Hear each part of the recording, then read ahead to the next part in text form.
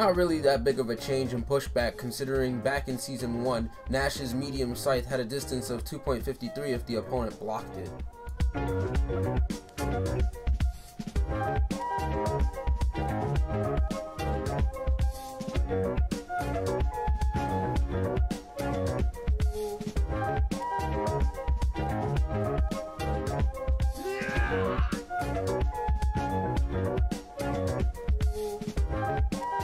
So this change is literally Nash's Season 1 standing heavy punch hitboxes.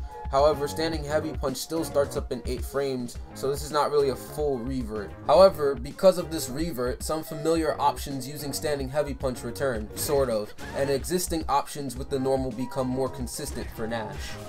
Basically, I'm counter-poking Colleen's normals as she's whiffing them because she's trying to take her turn after my step kick. However, my step kick is spaced out even though it's -3. Back in Season 1, you were able to space out step kick and it was -2 at the time, and also standing fierce was 7 frame startup as well, and it had the same hitboxes that we are now getting for this new update. Now, in this update, you won't be able to crush counter people, but you'll still be able to get a good punish for, basically counter poking the opponent. So now this combo right here is Nash's max damage confirmed. He had access to this in Season 1, and in Season 2 it became a bit more specific as you had to do it in the corner and sacrifice damage. But now, thanks to the update, you'll be able to do this combo a bit more consistently, and at the same time it will actually work without having to spend bar.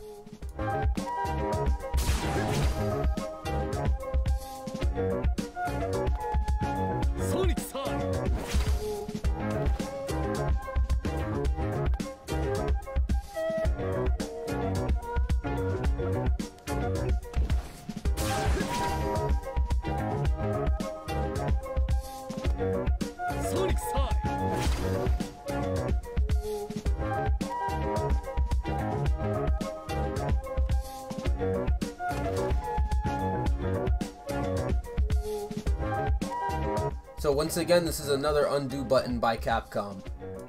One could argue that Capcom removed the throw-in vuln due to the universal Dragon Punch changes slated for Season 2, but Nash lacked the frame 1 fully invincible reversal to begin with.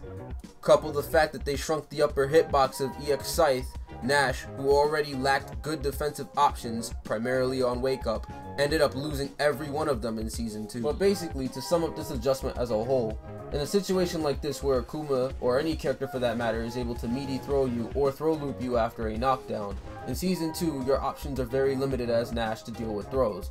Either you had to tech the throw and be susceptible to a shimmy, or you simply had to take the throw again. You could choose to do jump back OS, but that will be removed in the new update. Speaking of the new update, EX Sonic Scythe will now have throw invulnerability for the first 6 frames. This means that even though normal priority says throws beat normals on the same frame, EX Sonic Scythe doesn't really care because it's throw invulnerable.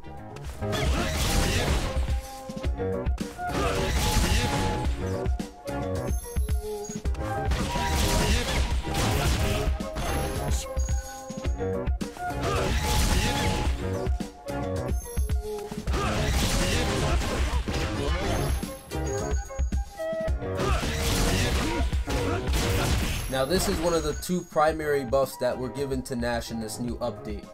As shown, this buff will increase his damage output from one of his most reliable pokes. Your opponent will definitely have to be even more wary of Nash's V-trigger while they play neutral in the new update, as once you clip their legs, you'll be able to go into whatever you want. Here's one more small example of the damage buff if you plan to extend combos using crouching medium kick cancel sonic move high.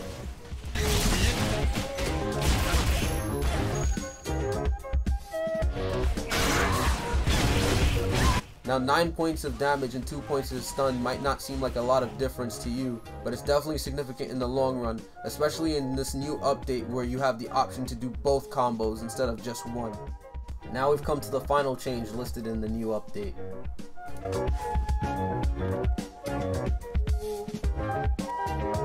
The second buff given to Nash, and the one change that makes a huge difference to set play with Nash.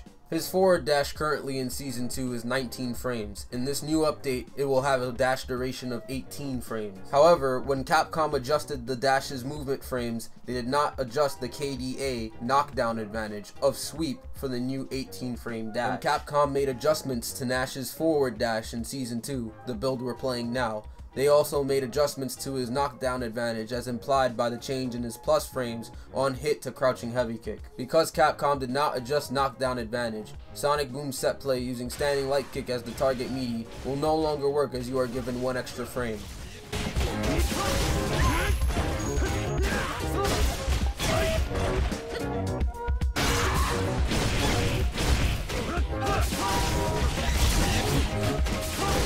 Nash's standing light kick is +3 on block, +4 on hit, and +6 on counter hit. So when you use it in a meaty, it never really had any downsides. It also was one of the easiest ways left for Nash to have meaningful meaty/throw game. You can look at this as an indirect nerf to meaty setups, primarily ones that gave Nash the ability to have a route to a 3-frame standing heavy punch crush counter. This also includes meaty setups from light kick sites such as back medium kick or crouching medium punch.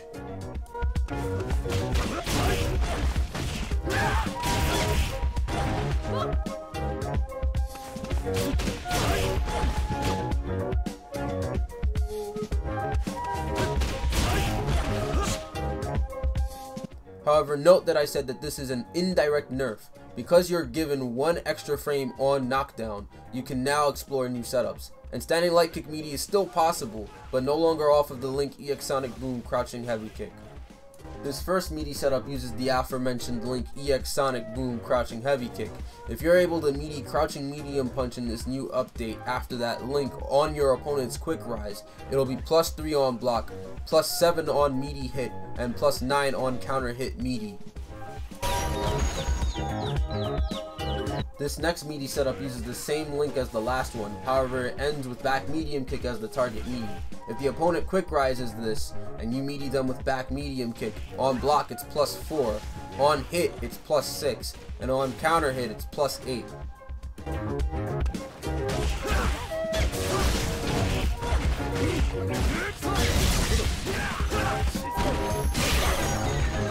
Can we talk about how adorable my waifu is for a minute though? Alright, back to the task at hand. The standing light kick meaty still exists, however you can't do it from Sonic Boom anymore. If you do the mid-screen mix-up with EX Tragedy Assault, if you land standing light kick, it'll be +5 on block. So the next meaty setup is off of a basic bread and butter combo with heavy kick Sonic Scythe. Crouching medium punches the target meaty and they quick rise. Basically, if you remember the EX Sonic Boom crouching heavy kick Link in the corner, it's the same frame advantage that you get there if they quick rise.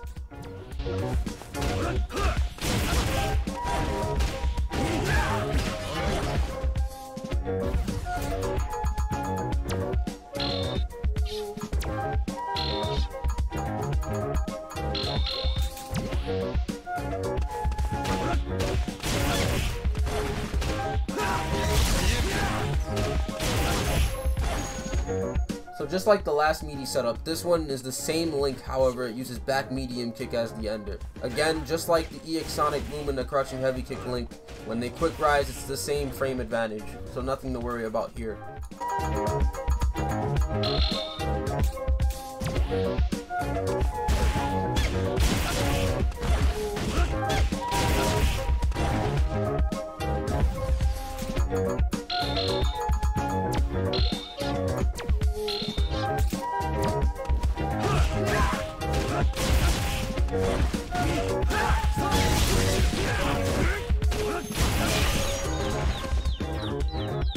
You can actually meaty standing medium kick if they quick rise.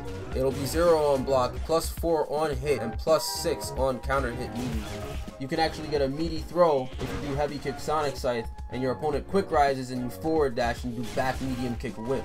However, this is probably better to do in the corner, as mid-screen your throw will whiff if they don't press a button. So this last meaty setup uses the EX Boom crouching heavy kick Link and the opponent back rises. So when they back rise, you can actually forward dash and do bazooka knee meaty. If the bazooka knee hits meaty, on block it's 0, on meaty hit it's +4, and on meaty counter hit it's +6.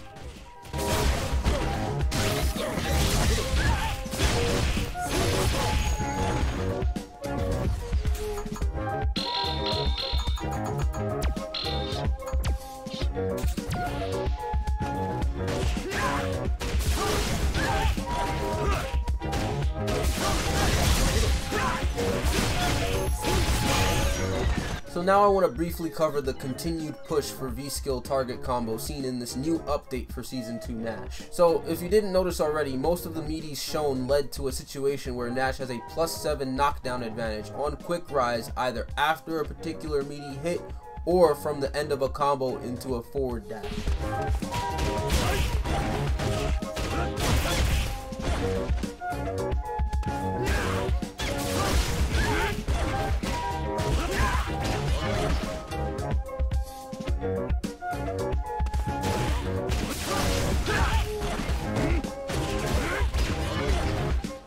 If everything we found is correct so far, after forward dash, if they quick rise from the V-skill target combo knockdown, you'll be +9 instead of +8, meaning meaty crouching heavy punch.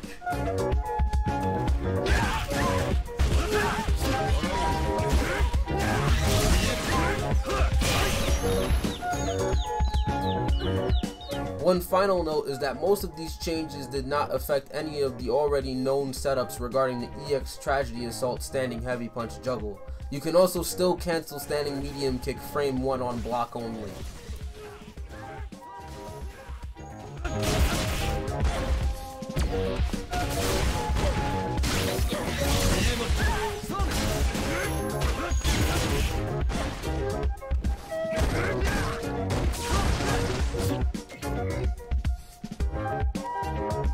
So the music used in this video is basically used by a guy called That Foot Dive.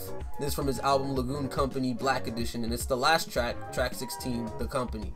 If you want to support That Foot Dive, the link to his Bandcamp is in the description down below. Shoutouts to Hatson for clearing things up about the Nash knockdown advantage. Also, big thanks to Killbox, because without his mod for Street Fighter V PC, I wouldn't have been able to even go over the update for Season 2 Nash.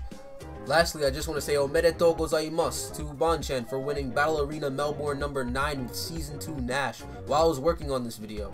He was taking out both Infiltration and Yukadan and beating Valoran to take the whole thing on winner's side no less. Like, as a Nash player, it was truly inspiring to see him play, and he definitely isn't just like the last Nash anymore. He's like God Nash now. So like, hopefully someone can show him these changes, as I hear he was looking forward to them. If you liked what you saw, definitely subscribe to the YouTube channel and also follow me on Twitch. I stream as well. But that's pretty much it, guys. Take care. Thanks for watching.